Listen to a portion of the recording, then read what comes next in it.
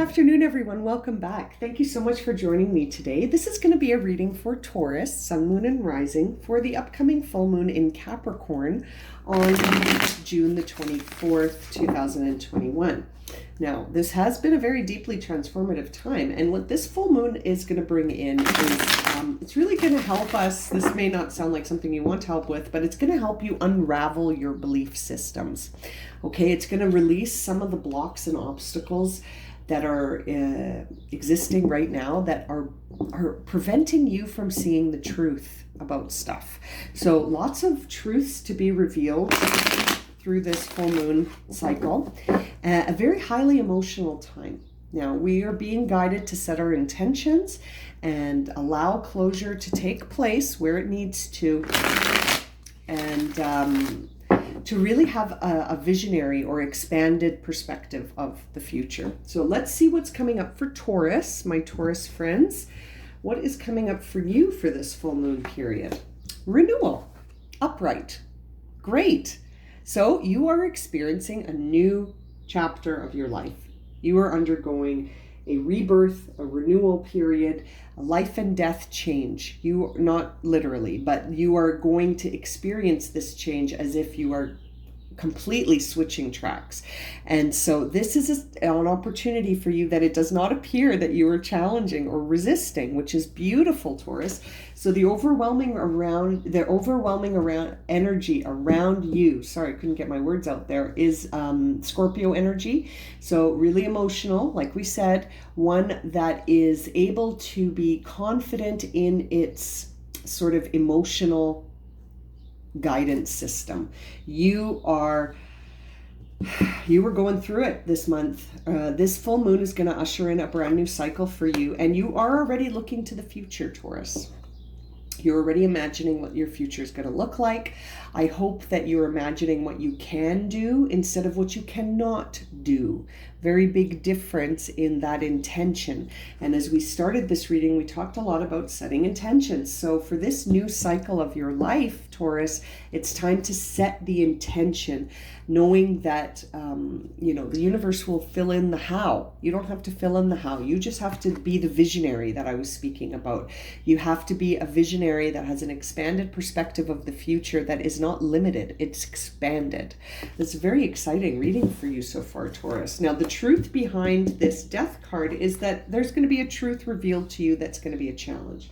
There is something that's going to come in the way of communication that will reveal a truth. Like I was saying, it's a really high time for closure and revealing truths. And there's it is. You're going to be in the position where you understand something from a new perspective, and it's going to challenge you, but it's going to lead to this rebirth, which is gorgeous. Now, as I was saying, when I was saying this, what did I say? I said, make sure you're thinking about the future in terms of things you can do, not things you cannot do. And then what do we see here is the action.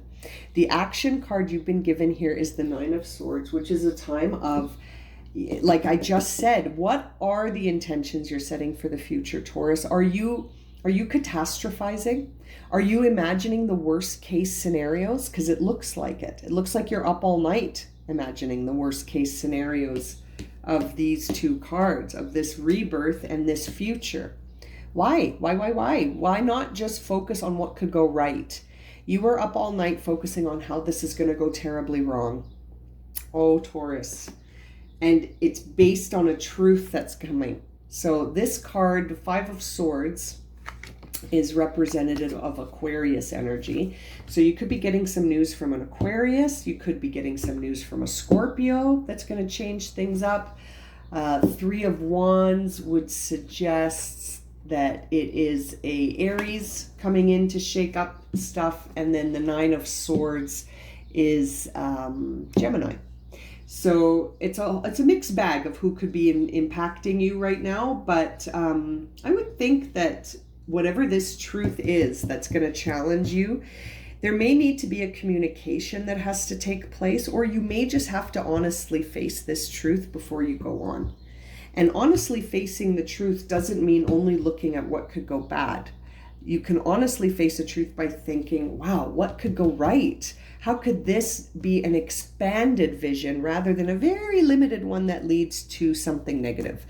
You know, it's almost like Taurus, like you're imagining the worst case scenario. You're imagining the worst case scenario for your future rather than seeing how prosperous and abundant and sustainable your vision is. Wow, the Sun as your final guidance card is beautiful because this card is the energy of, I always say Leo, but I know the Strength card is actually Leo. But this card always just reminds me of a very sustainable, bright future. And for some reason, I associate that with Leo. But maybe it's because my mom's a Leo. Anyway, you need to start seeing the positive aspects and the sustainability of this vision that you have for the future. Instead of worrying about everything that can go right, think about everything that could go, or excuse me, instead of focusing on everything that could go wrong, think about all the things that could be amazing. Think about all the things that could go better than right. I mean, you know, I think this is going to be a shift that's going to be tricky for you to accept at first.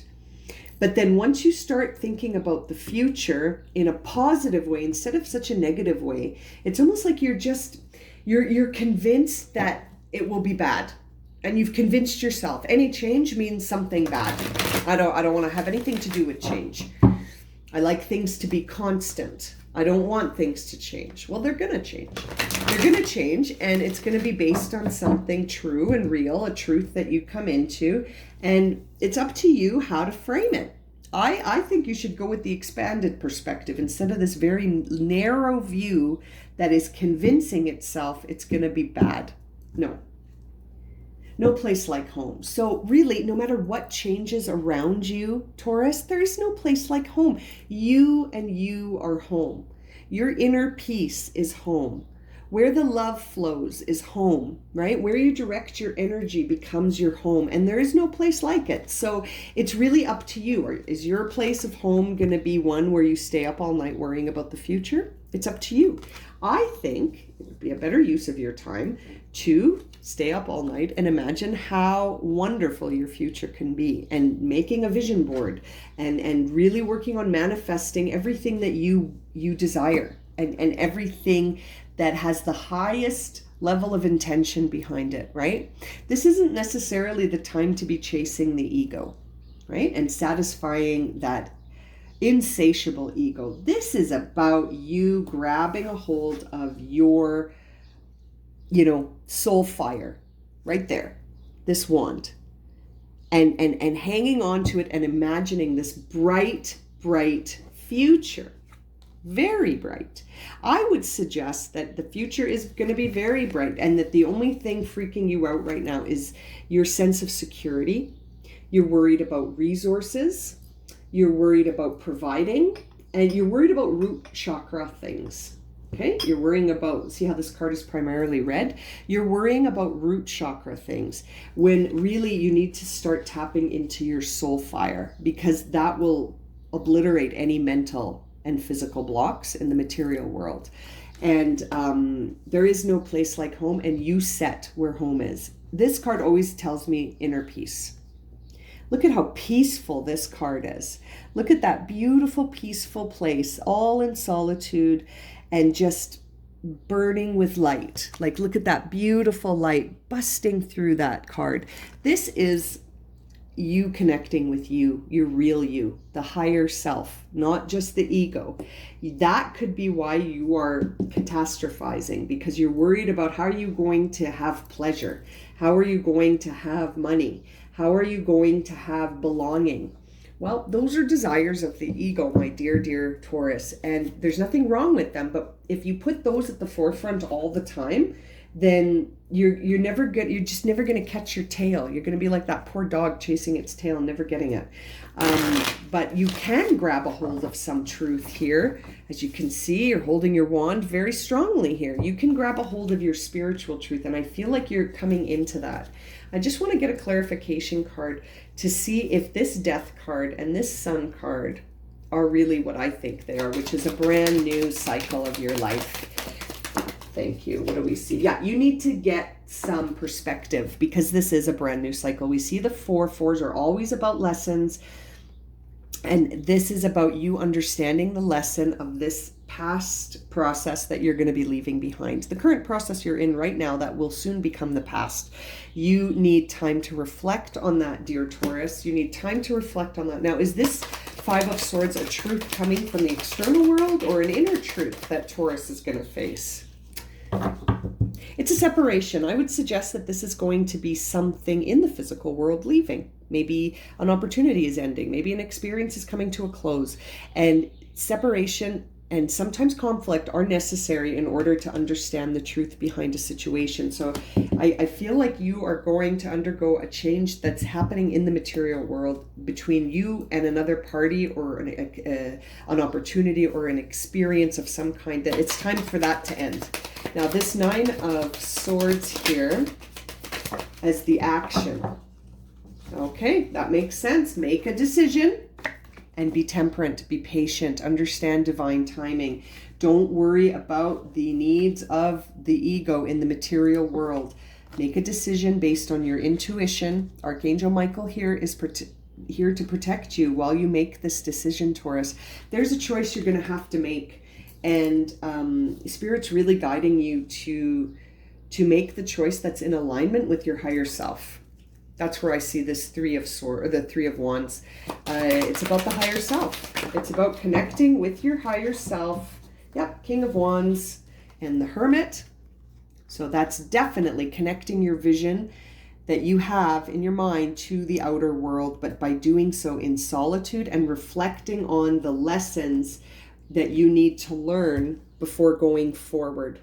Yeah, lots of cards saying the same thing here for you. The other two that came out was the Eight of Swords. So it's a difficult decision to make. And the Ten of Swords, which was in reverse, but suggesting that it's time to get up. Whatever this cycle is that's closing out, it's going to have an effect on you mentally. There are swords everywhere. And it's like you're going to have a hard time accepting this change. On a mental level, you're going to feel sort of like you don't want to face the consequences, and that the next cycle is going to be difficult for you to get up and start. But, you know, I think that's just in your head, and it literally is just in your head. These are all swords. This is about you and you understanding potentially the divine timing of your life. Wow, really interesting reading for you, Taurus. I'm going to leave it at that. Thank you so much for joining me and for watching and subscribing, and sending you lots of blessings for this full moon. Okay, take care.